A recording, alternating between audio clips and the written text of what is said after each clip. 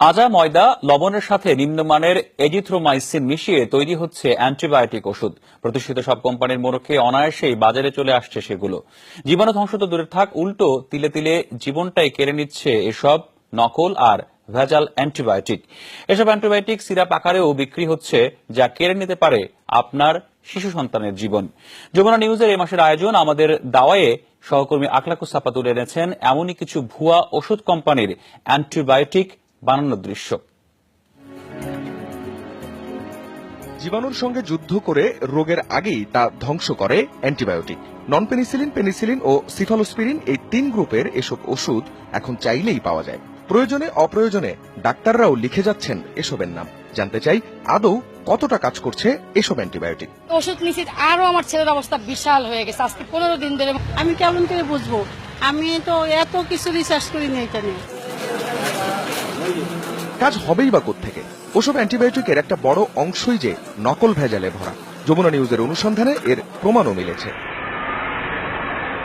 পুরান ঢাকার মিটফোর্ড এলাকা, বাসাবাড়ি কি মার্কেটের গোডাউন, চলছে আটা, ময়দা আর লবণের সঙ্গে নিম্নমানের মেয়াদ ফুরনো উপাদান মিশিয়ে অ্যান্টিবায়োটিক বানানোর কাজ। সেগুলো আবার মোড়ক হচ্ছে প্রতিষ্ঠিত সব কোম্পানির নামে। আপনারা এখান থেকে কি মানে শুধু মাল পাঠান, ট্রাকে উঠায় দেন? আমরা ট্রান্সপোর্টে এখান থেকে মাল নিয়ে যাই। আচ্ছা, কোথায় যায়? ঢাকার বাইরে সব? ঢাকার বাইরে যায়, ঢাকাতেও যায়। ঢাকাতেও যায়।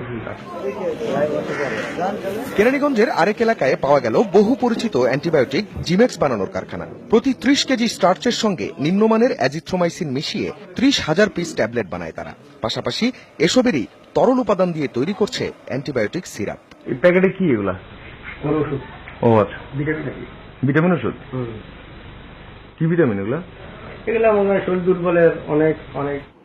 সম্প্রতি সরকারি এক তদন্তেও বেরিয়ে আসে এর সত্যতা। অ্যান্টিবায়োটিকের ড্রামে নাম লেখা আছে যে এটা হলো অ্যামক্সিসিলিন, কিন্তু আমরা ওখানে অ্যামক্সিসিলিন পাইনি।